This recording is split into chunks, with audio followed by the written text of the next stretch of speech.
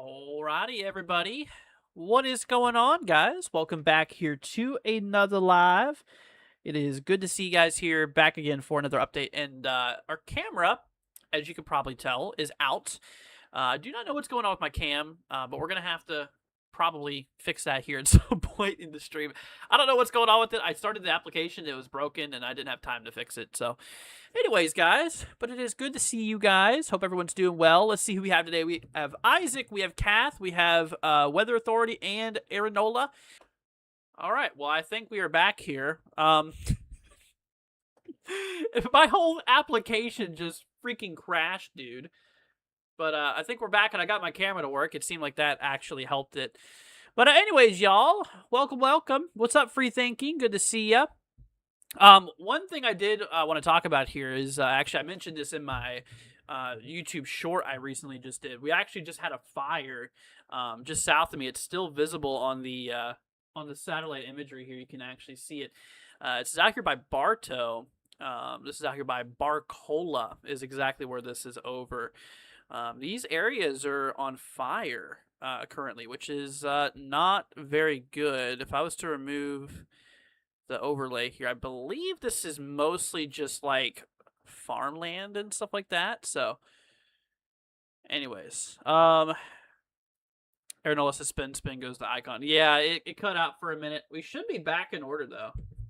Let me know if we're back live again, guys. It should be good. But it's pretty crazy though. We do have a fire. I mean, it's still ongoing right now too, which is crazy. But the main thing for today that we're going to focus on the stream is we got ourselves a bit of a setup here for possible severe weather. This will be coming in for Valentine's Day. So let's go ahead and bring up some of the charts here, y'all. Let me make sure that we're actually live here. Also, you guys, if you could, maybe let me know as well. I think we are good though. Yeah, it looks like we're back in order. Yeah, it cut out for a minute because it crashed completely on me, so I had to restart it. But I think we're chilling now. I think we're good. Anyways, but yeah, let's bring up the instability here. We're gonna pull up the American model first. You know, because this is kind of a long-range event. You know, this is for Valentine's Day, which, I mean, is 4 days away. It's coming up soon. Everything says you're good. Okay, good. But yeah, let's bring up the instability. We'll pull up thermodynamics. We'll pull up the mixed layer CAPE. So this is basically the fuel in the atmosphere. This is how we, look for potential energy in the atmosphere. And you can see right around the 14th here for for Valentine's Day, you can see here in eastern Texas, we do have a bit of instability that pulls up. It's not just the not just the American GFS that agrees with this. Why is it doing all that now? Here, let's add a new panel too. We'll also compare this to the European model. My tripod for my camera is like in my way, so it's hard for me.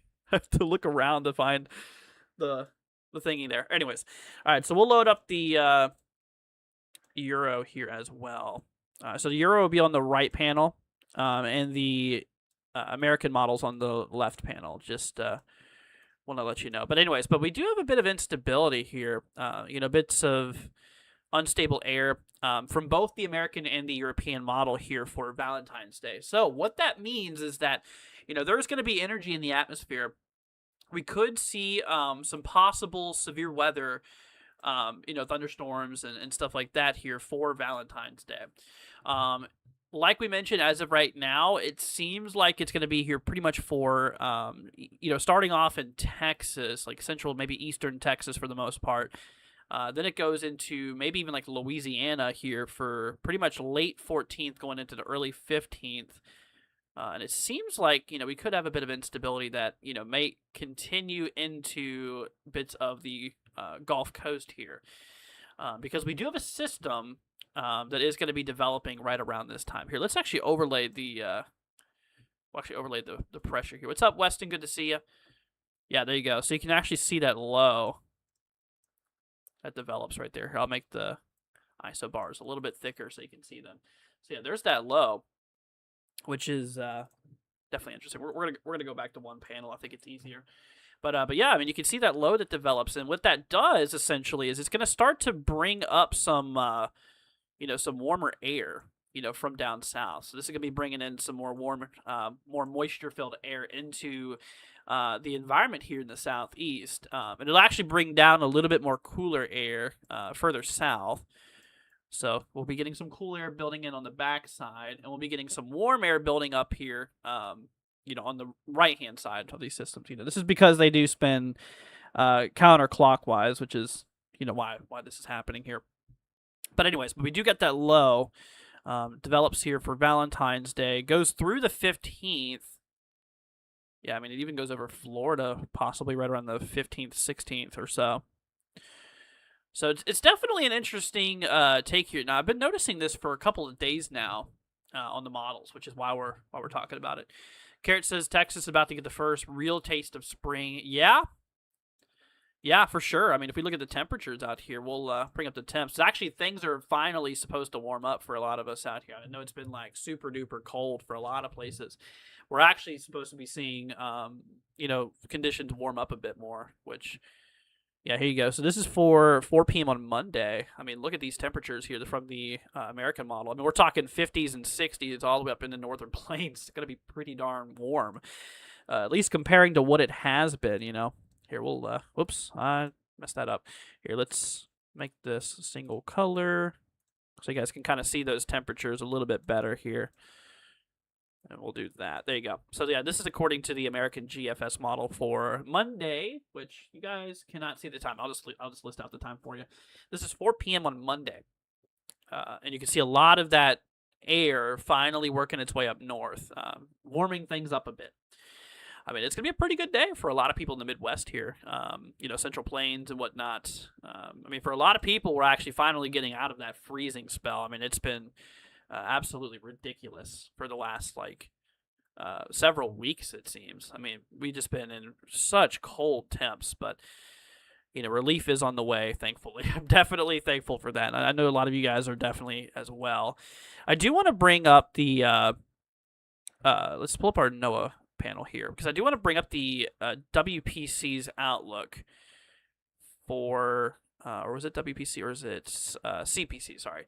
Yeah, Climate Prediction Center's outlook for the temperature. So this is days 6 to 10, on their temperature outlook, basically showing you who's going to be above and below average, with the temperatures and all. And you can see that a lot of the people in the central country, as well as the eastern country, is going to, going to be a little bit more warmer than usual.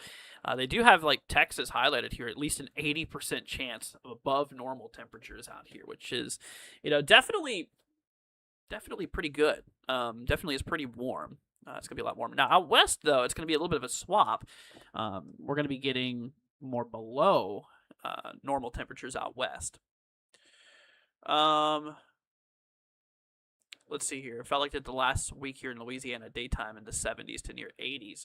Lovely, cool evenings. Gotcha. That's pretty good. It's been warming up here in Florida a little bit here too. It's definitely been noticeably getting better.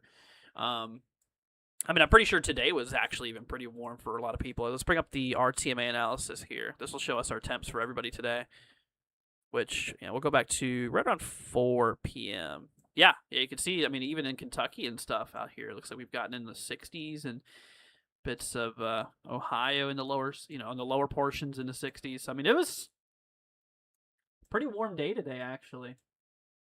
So things are definitely warming up, which is good. Anyways, but yeah, back over to that event here. Like we mentioned for Valentine's Day, we're definitely going to keep a close eye on it. I do want to watch out for it. Like I said, it's been in the models for a little bit here. If we go down in time, you can really see where that low kicks up here. I mean, you can see that counterclockwise motion. And what that'll do is, bring up some moisture, some warmth from the south, out there in the Gulf here. It'll actually bring up some warmth, which, let's pull up those temps over that, and they're not going to be extremely warm from the way it looks, but it'll bring up a little bit more warmer air. I mean, even the temps over the Gulf here is not that hot. Basically mid-70s and whatnot. Yeah, this is 4 p.m. on Sunday. You can see the Gulf temperatures, like the air temperature, not the water. We're about lower to mid 70s, which is pretty good. But yeah, you can definitely see that wind shear kicks up. That's going to be another component, with this event here. The fact that we have that instability we were just talking about. In addition to that, we do have those strong winds too in the lower atmosphere. So this is the 850 millibar wind speeds. I mean, we're talking about 45 to 50 knot lower level jet, which, hey, that's pretty good. That's pretty good. Here, let's grab another one over here. What did I say? Unable to fetch for this location. Let me try a little bit further south, maybe. Here, maybe we'll go back to... All right, this is 10 p.m. on Saturday. Maybe it was a different... Why is the soundings not working? That's weird. Huh. Maybe I'll try the previous run. GFS. Shouldn't be too different, right? Roughly the same. But... All right, we'll grab another one, maybe. We'll see what this works. Why isn't their soundings working? Maybe Euro?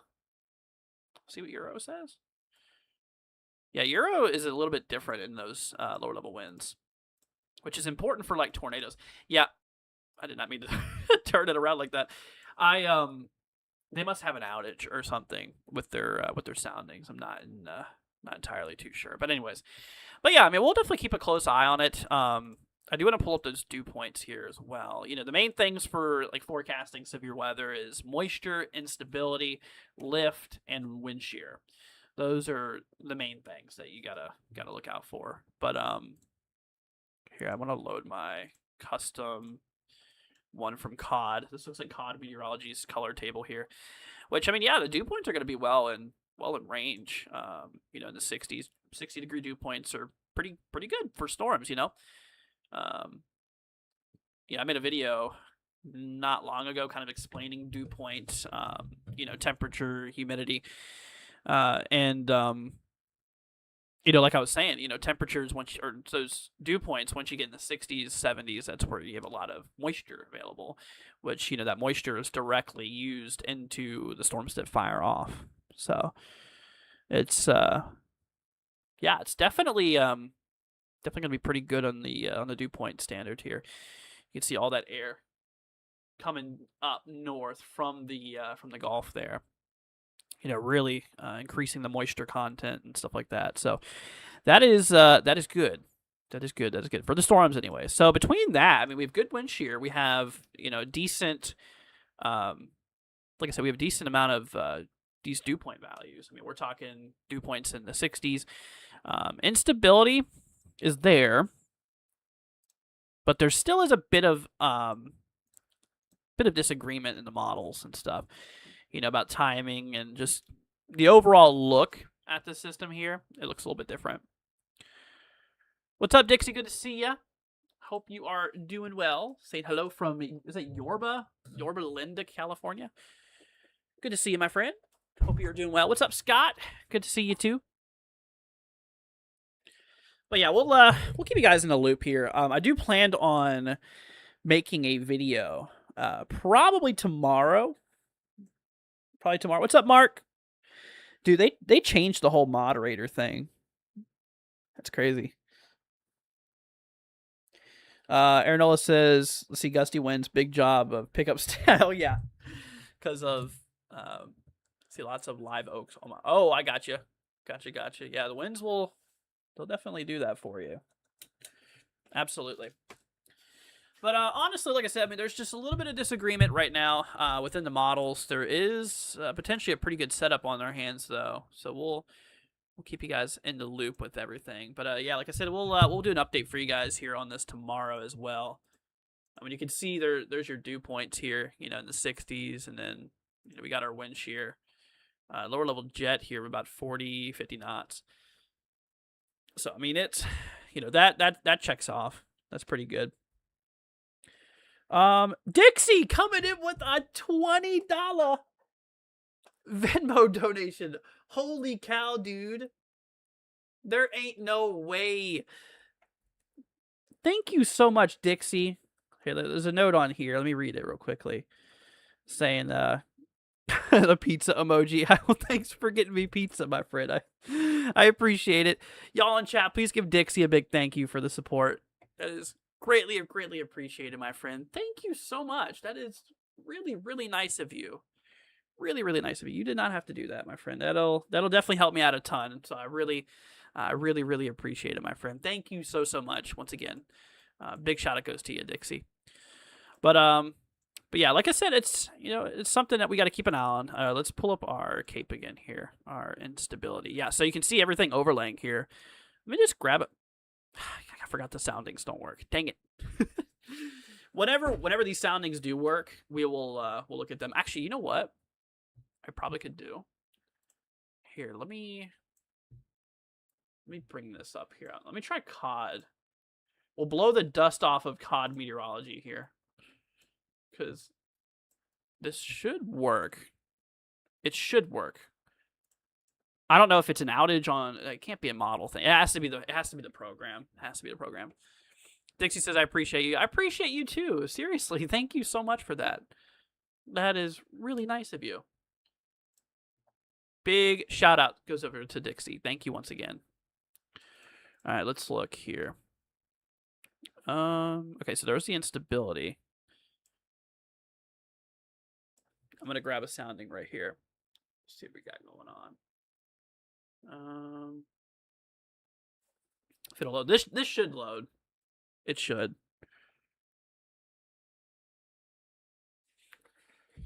Maybe. There we go. Yeah, look at that. We got a pretty unstable environment here. Seems like got a decent amount of instability. A little bit of veering wind shear too. It seems like our lower level kinematics are pretty weak on this sounding. So if we did get tornadic activity, it would probably be pretty weak. From the sounding like this, it likely wouldn't be anything significant or anything like that. As of right now. But we got good mid-level wind shear. The mid-atmosphere, we got some pretty strong winds up there, so that'll help keep those updrafts, the air coming up from the bottom of or from the ground, essentially. To keep them separated from the air that's going out. So that is definitely pretty decent. Here, let's maybe try another sounding. We'll go back a little bit this time. We'll go for Eastern Texas. I mean, this could be just a bit of a Gulf Coast kind of threat here. Mid-60s dew points, good mid-level shear. It's not really veering. It's mostly linear. Huh. So that would be more of a damaging wind concern or something like that. Very interesting. But yeah. Anyways, y'all, I just wanted to hop on here for a minute. I actually have to go and do some things here. But if you guys did enjoy it, be sure to leave a like. Hit that subscribe button. Once again, Dixie, thank you so much for the support. But all right, everybody. Thank you all for stopping by. We'll see y'all here in the next one. Sorry it was real quick.